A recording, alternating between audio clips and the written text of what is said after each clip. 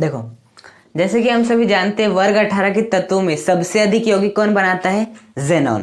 Krypton का केवल एक ही यौगिक ज्ञात है, हालांकि उसके और भी अधिक यौगिक ज्ञात है, लेकिन जो सबसे विस्तृत अध्ययन किया गया है वो KrF2 का ही किया गया है।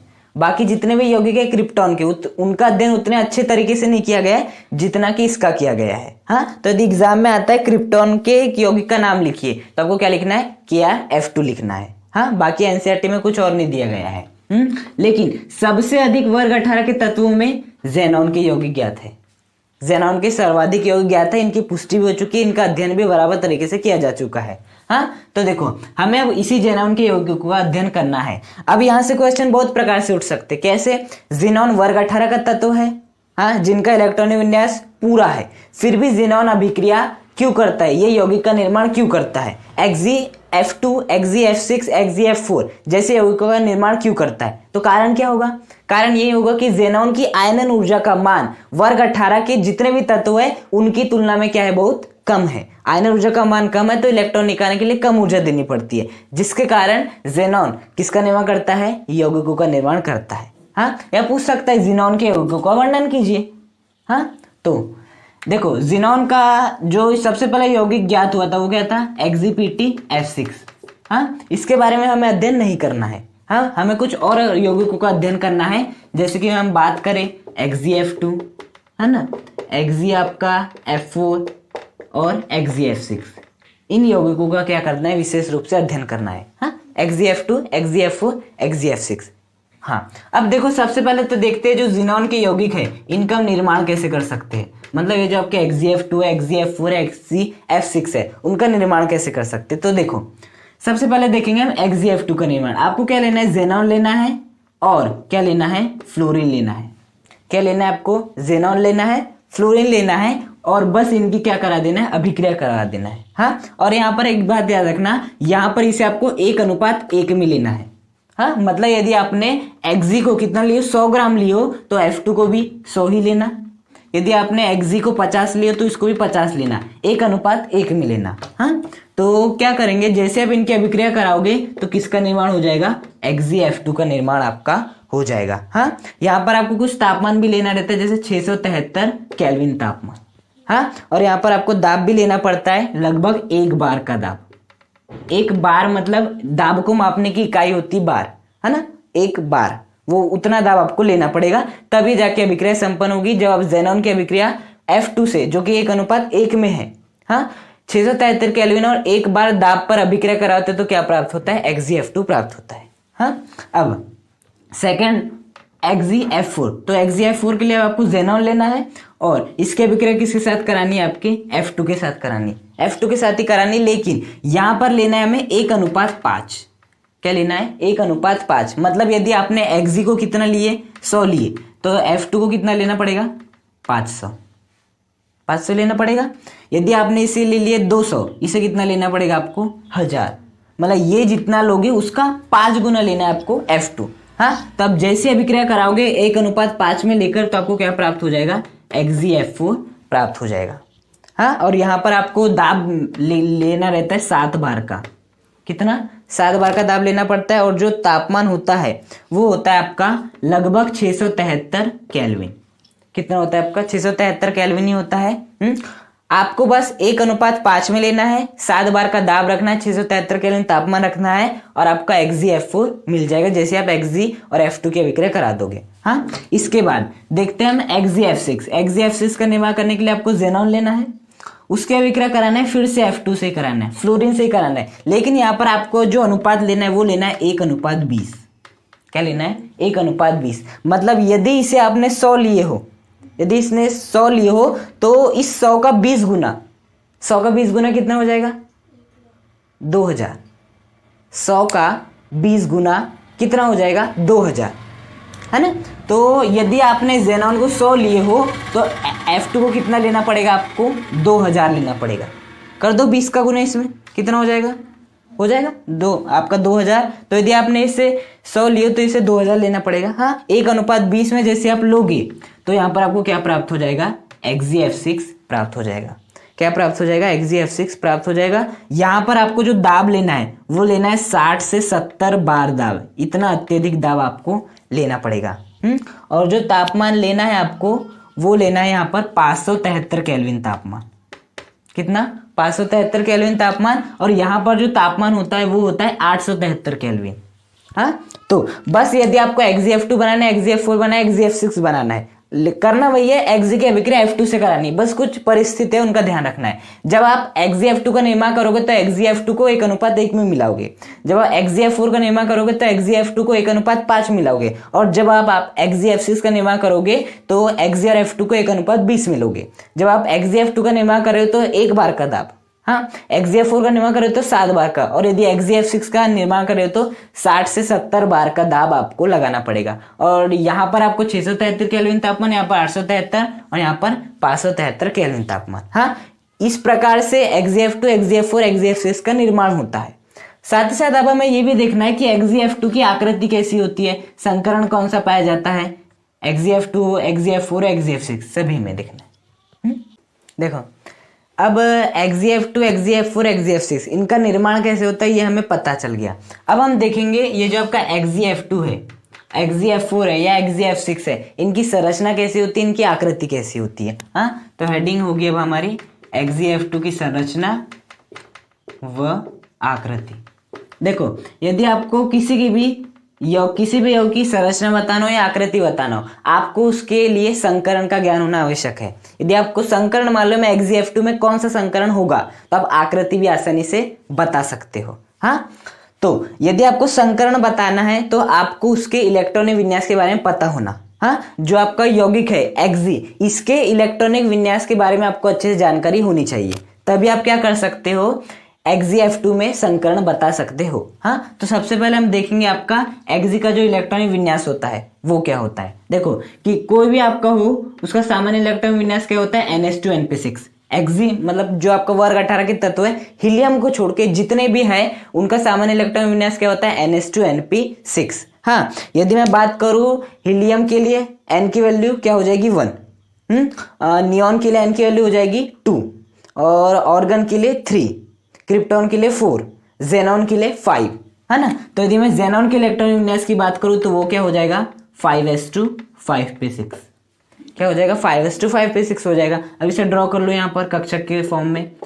5s में 2 इलेक्ट्रॉन है और आपके 5p में कितने इलेक्ट्रॉन है, 3, 1 2 3 4 5 6, 6 इलेक्ट्रॉन है। अब आपका यहाँ पर Xgf2 को देखकर क्या समझ में आ रहा है, ये समझ में आ रहा है कि Xg के साथ जो आपका फ्लोरीन परमाणु है कितने बंध का निर्माण कर रहा है, 2 बंध का निर्माण कर रहा है, 2 बंध का निर्माण कर रहा है, 2 बंध का निर्माण कर रहा है। तो Xg के पास कितने अयुग्मित इलेक्ट्रॉन होने चाहिए, 2 अयुग्मित इलेक्ट्रॉन होने चाहिए। लेकिन अभी आपके पास कोई अयुग्मित इलेक्ट्रॉन मौजूद है नहीं है, और यदि अयुग्मित इलेक्ट्रॉन मौजूद नहीं तो अयुग्मित इलेक्ट्रॉन करना पड़ेगा, तभी तो बन पाएगा Xgf2, नहीं तो Xgf2 बन ही नहीं पाएगा यदि अयुग्मित इलेक्ट्रॉन नहीं होंगे। तो देखो 5 के पास क्या उपस्थित रहता है, D उपस्थित रहता है, होता है 5 के पास D उपस्थित, और वो जो D रहता है वो पूरी तरह से क्या रहता है, खाली रहता है। हाँ, तो हम क्या करते हैं, Xgf2 बन जाए इसके लिए हम बाहर से क्या देते हैं, ऊर्जा देते हैं Xg परमाणु को। तो जैसे हम बाहर से ऊर्जा देते हैं Xg परमाणु को तो यहाँ पर इलेक्ट्रॉनों का उत्तेजन होता है। हाँ, हमने बाहर से दिए,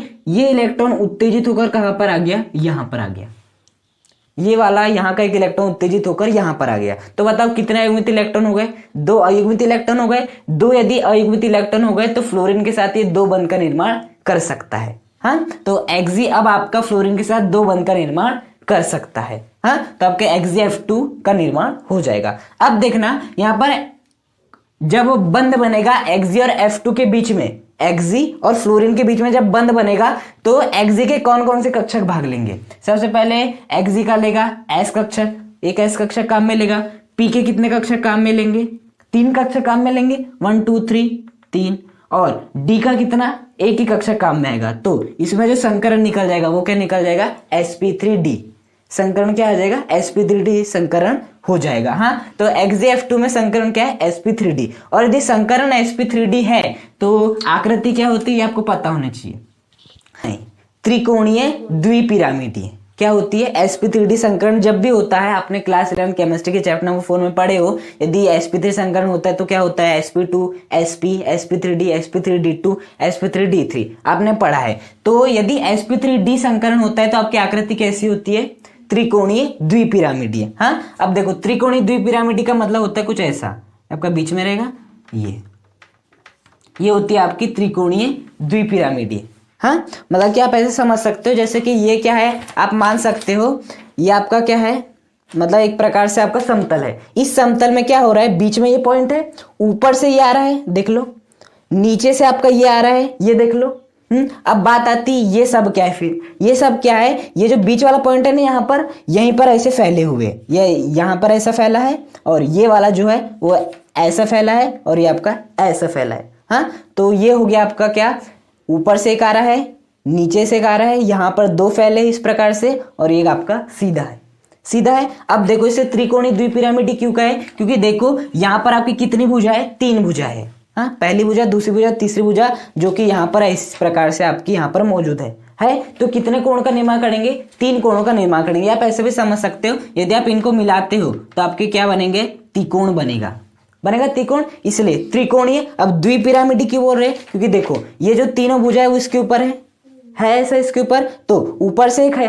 अब क्या करो, यहां से इसको ऊपर वाले को मिलाओ, यहां से ऊपर वाले को मिलाओ, यहां से ऊपर वाले को मिलाओ, ऊपर एक पिरामिड बन जाएगा। पिरामिड देखो ना, वैसे नीचे से और एक आ रहा है, नीचे से और एक आ रहा है, तो ये गया है ऐसे, तो इसका ये वाले पॉइंट से मिलाओ इससे, यहां से गया है ऐसे, ये वाला देखो, ये वाले पॉइंट से मिलाओ नीचे वाले को, और एक गया आपका ऐसे, तो यहाँ वाले पॉइंट से नीचे वाले को मिलाओ, नीचे और एक पिरामिड ही बनेगा। तो त्रिकोण बन रहा है, साथ ही साथ ऊपर एक पिरामिड नीचे एक पिरामिड, तो ये क्या हो गया, त्रिकोणीय द्विपिरामिड हो गया। तो sp3d जब भी संकरण पाया जाता है वो क्या होता है, त्रिकोणीय द्विपिरामिडी होता है। हाँ, तो होना क्या चाहिए, त्रिकोणीय द्विपिरामिडी होना चाहिए, लेकिन नहीं होता है, आपका त्रिकोणीय द्विपिरामिडी नहीं होता है। हाँ, तो देखो अब ऐसा क्यों नहीं होता, क्योंकि देखो यहाँ पर बंध बनाने में केवल कितने इलेक्ट्रॉन भाग ले रहे हैं, केवल 2 इलेक्ट्रॉन भाग ले रहे हैं। बाकी के जो इलेक्ट्रॉन पड़े हैं क्या वो बंध बनाने में भाग ले रहे हैं, नहीं ले रहे। और यदि वो इलेक्ट्रॉन बंध बनाने में भाग नहीं लेंगे तो वो इलेक्ट्रॉन क्या कहेंगे, एकाकी इलेक्ट्रॉन युग्म आपके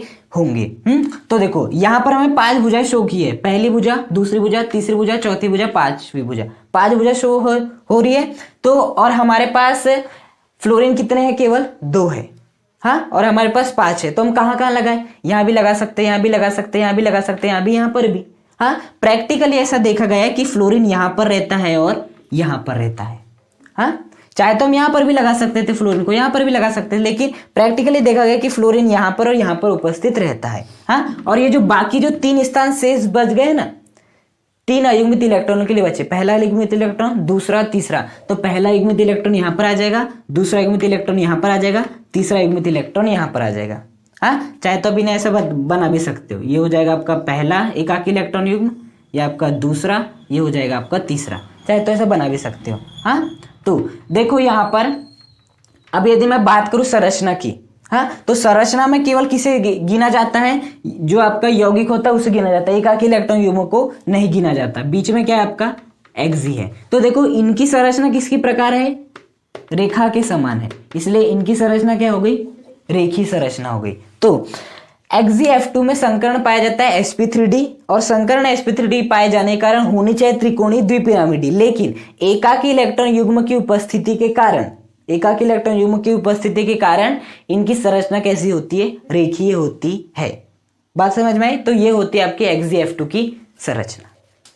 अब हम देखेंगे XeF4 की संरचना और आकृति। निर्माण देख चुके हैं, XeF2 को लेना है, दोनों की अभिक्रिया कराना है, 1:5 में लेना है XeF2 को, 7 बार का दाब लेना है, 873 केल्विन तापमान लेना है, और आपके XeF4 का निर्माण हो जाएगा। अब हमें क्या देखना है, XeF4 की संरचना देखना है और आकृति देखना है, जैसे कि हमने पहले XeF2 की देखे थे। देखो यहाँ पर सबसे पहले XeF4 की यदि संरचना बताना है, आकृति बताना है, आपको संकरण पता होना चाहिए XeF4 में Xe का, उसके बाद ही बता पाओगे। हाँ, तो उसके लिए आपको Xe का इलेक्ट्रॉनिक विन्यास वो पता होना। हाँ, Xe का इलेक्ट्रॉनिक विन्यास क्या होता है, 5s2 5p6 होता है, 5s2 5p6। अब 5s2 5p6 को दर्शाओ, 5s में 2 इलेक्ट्रॉन और 5p में 6 इलेक्ट्रॉन, 3 4 5 6, कितने इलेक्ट्रॉन, 6 इलेक्ट्रॉन हो गए इस प्रकार से। अब यहां पर Hg के साथ फ्लोरीन कितने बंध बना रहा है? 4 बंध बना रहा है। Hg के साथ फ्लोरीन 4 बंध का निर्माण कर रहा है, तो Hg के पास 4 बंध के निर्माण के लिए 4 अयुग्मित इलेक्ट्रॉन होने चाहिए। लेकिन क्या इसके पास अभी कोई अयुग्मित इलेक्ट्रॉन है? एक भी अयुग्मित इलेक्ट्रॉन नहीं है। हाँ, तो और जबकि Hg फ्लोरीन के साथ 4 बंध का निर्माण कर रहा है, मतलब यहाँ पर हमें 4 अयुग्मित इलेक्ट्रॉन करने पड़ेंगे। तो 4 अयुग्मित इलेक्ट्रॉन करने के लिए हम Hg परमाणु को बाहर से ऊर्जा देंगे। Hg परमाणु को जैसे हम बाहर से ऊर्जा देंगे तो क्या होगा? आपका इलेक्ट्रॉन को ऊर्जा प्राप्त होगी। इलेक्ट्रॉन को ऊर्जा प्राप्त होगी तो एक इलेक्ट्रॉन उत्तेजित होकर कहां पर आ जाएगा? यहां पर आ जाएगा। अभी कितने अयुग्मित इलेक्ट्रॉन है? 1 2, केवल 2 अयुग्मित इलेक्ट्रॉन है। हमें कितने चाहिए? 4, क्योंकि 4 अयुग्मित इलेक्ट्रॉन 4 बंध 4 फ्लोरीन जुड़ पाएगा। तो हम और ऊर्जा देते हैं जिससे और एक इलेक्ट्रॉन उत्तेजित होकर कहां पर आ जाएगा? यहां पर आ जाएगा। अब बताओ कितने अयुग्मित इलेक्ट्रॉन हो गए? 1 2 3 4, 4 अयुग्मित इलेक्ट्रॉन हो गए। 4 बंध का निर्माण करना था क्योंकि 4 फ्लोरीन जुड़ रहा था। तो अब यहाँ पर क्या होगा? फ्लोरीन परमाणु आएगा, यहाँ पर आएगा, अतिव्यापन करेगा, यहाँ पर आएगा, अतिव्यापन करेगा, यहाँ पर आएगा, अतिव्यापन करेगा, यहाँ पर आएगा, अतिव्यापन करेगा और बंध का निर्माण कर लेगा। हाँ, क्योंकि Hg फ्लोरीन के साथ कितने बना था? 4 बंध बना था। 4 बंध बना रहा था तो Hg के पास 4 अयुग्मित इलेक्ट्रॉन होने चाहिए। 4 अयुग्मित इलेक्ट्रॉन हो गए, फ्लोरीन आएगा, बंध बनाएगा, बंध और HgF4 का निर्माण हो जाएगा। हाँ, अब देखो जब Hg 4 फ्लोरीन के साथ बंध बनाएगा तो बंध बनाने में कौन कौन सा कक्षक भाग लेगा? S का एक कक्षक भाग लेगा, P के कितने कक्षक भाग लेंगे? 3, और D के कितने कक्षक भाग लेंगे? 2। D का केवल 2 ही कक्षक भाग लेंगे। है इसमें 5 कक्षक, लेकिन केवल 2 ही कक्षक भाग लेंगे। इसलिए संकरण क्या हो जाएगा? sp3d2 संकरण हो जाएगा। और यदि संकरण sp3d2 होता है तो संरचना क्या होती है वो आपको पता होना चाहिए। अष्टफलकीय। क्या होती है? अष्टफलकीय। और अष्टफलकीय क्या होता है? देखो ऊपर से एक आता है इस प्रकार से, आपका नीचे से एक आता है, हाँ, और आपका इस प्रकार से रहता है। देखो ये होती है आपकी कैसी संरचना? अष्टफलकीय संरचना होती है। क्या होती है? अष्टफलकीय संरचना रहती है। इसमें इस प्रकार का आपका बनता है ये। तो ये होती है आपकी संरचना HgF4 की। हाँ, अष्टफलकीय होती है, लेकिन एकाकी इलेक्ट्रॉन युग्म के कारण संरचना इनकी अष्टफलकीय नहीं होती है। अब इनकी संरचना अष्टफलकीय नहीं होती तो कैसी होती है? देखो यहां पर Hg ये तो क्या बीचों बीच में आ गया।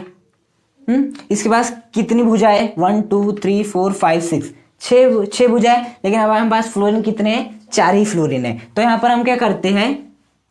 प्रैक्टिकली ये पाया गया है कि जो आपके चारों फ्लोरीन रहते हैं वो यहाँ पर रहते हैं, यहाँ पर रहते हैं, यहाँ पर रहते हैं और यहाँ पर रहते हैं। कहाँ पर होते हैं? यहाँ पर, यहाँ पर, यहाँ पर, यहाँ पर। देखो आपकी 6 जगह थी, 6 जगह में से आप कहीं पर भी लगा सकते थे। यहाँ पर भी, यहाँ पर भी, यहाँ पर भी, यहाँ पर भी। फिर ये 2 खाली बच जाते। यदि आप ऐसा करते यहाँ पर लगाते, यहाँ पर लगाते, यहाँ पर लगाते, यहाँ पर लगाते, तो ये 2 खाली जगह बच जाती। हाँ, लेकिन प्रैक्टिकली से पाया गया है कि जो HgF4 में जो आपके F रहते हैं वो यहाँ पर उपस्थित रहते हैं। कहाँ पर उपस्थित रहते हैं? इन स्थानों पर उपस्थित रहते हैं। अब ये 2 स्थानों का क्या? इन 2 स्थानों में देखो आपके 2 अयुग्मित इलेक्ट्रॉन बचे हैं, है ना? तो 2 अयुग्मित इलेक्ट्रॉन यहाँ पर बच जाते। चाहे तो अब इन्हें ऐसे दिख सकते हो, इसे मिटा दो और यहाँ पर इन्हें आप ऐसे दिखा दो, इसे मिटा दो, ऐसे दिखा दो अयुग्मित इलेक्ट्रॉनों को। तो इसकी संरचना कुछ ऐसी होती है। समझ में आया कि क्या क्यों होता है ऐसा कि जब एकाकी इलेक्ट्रॉन युग्म आ जाते हैं तो संरचना आपकी बदल जाती है? क्योंकि जो स्थान परमाणुओं का होता है वो स्थान एकाकी इलेक्ट्रॉन युग्म ले लेते हैं, और यदि वो स्थान एकाकी इलेक्ट्रॉन युग्म ले लेंगे तो संरचना आपकी जो होनी चाहिए वो नहीं होगी और आपकी इस प्रकार की संरचना बनेगी। और इस प्रकार की संरचना को जो नाम देते हैं वो है आपका वर्ग समतलीय। क्या नाम देते हैं? वर्ग समतलीय। देखो वर्ग तो है एक प्रकार का, है, और एक समतल में, इसलिए इस प्रकार की संरचना को क्या कहते हैं?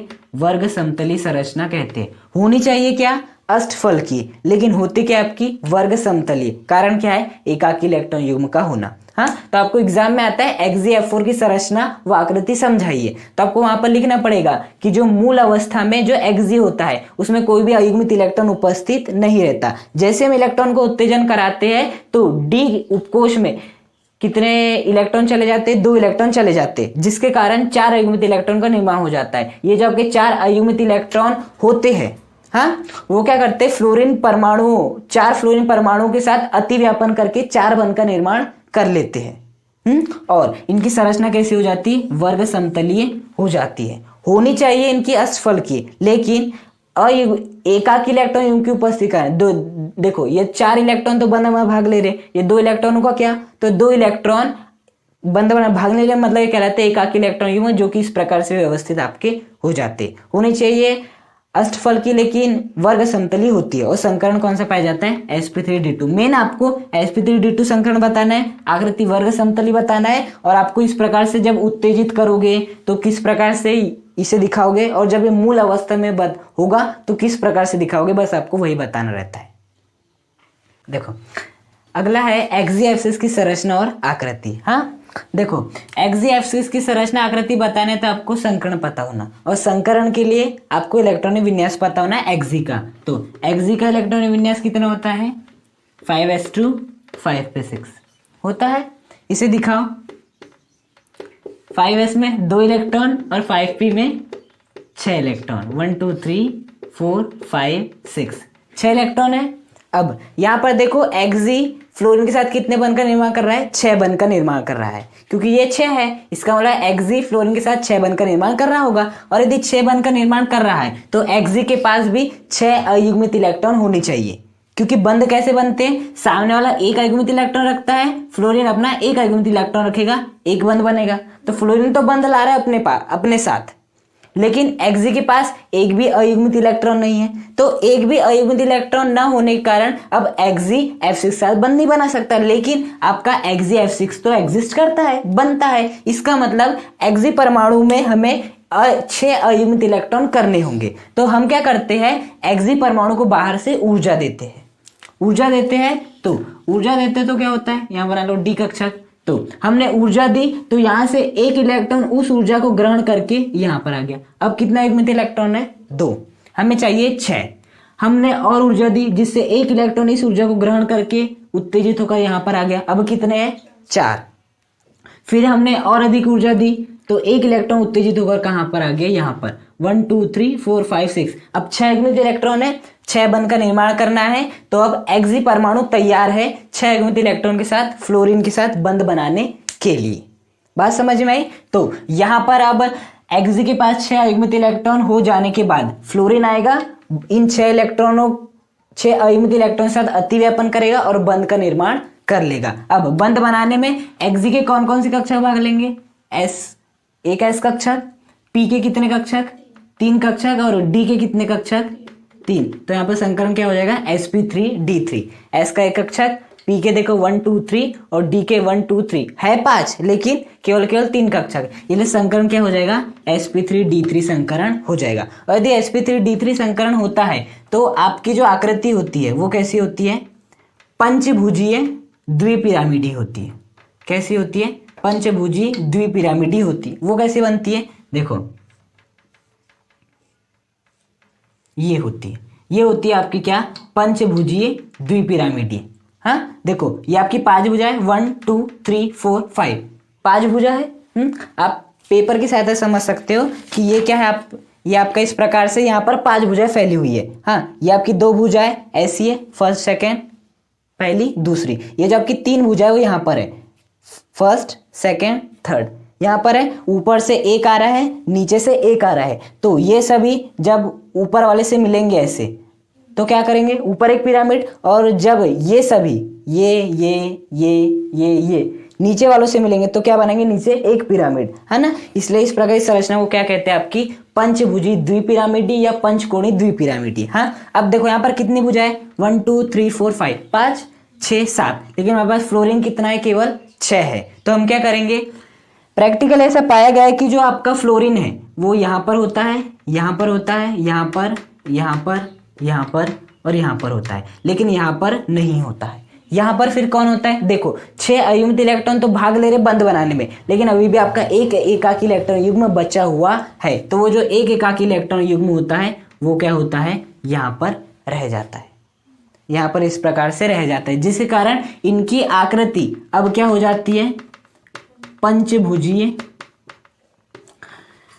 ये ना इलेक्ट्रॉन यहां नहीं रहता होगा, ये इलेक्ट्रॉन है यहां रहता होगा, क्योंकि आकृति पंचभुजीय पिरामिडी होती है इनकी आकृति, है ना। देखो 5 भुजा है, 1 2 3 4 5, पांच भुजा है, और नीचे में तो क्या कोई तत्व उपस्थित है? नहीं, नीचे तो अयुग्मित इलेक्ट्रॉन है, मतलब ऐसा बोल सकते हैं नीचे कोई भी नहीं है आपका, तो केवल और केवल एक पिरामिड का निर्माण होगा। इसलिए इनकी संरचना कैसे हो जाती है? पंचभुजी पिरामिडी हो जाती है।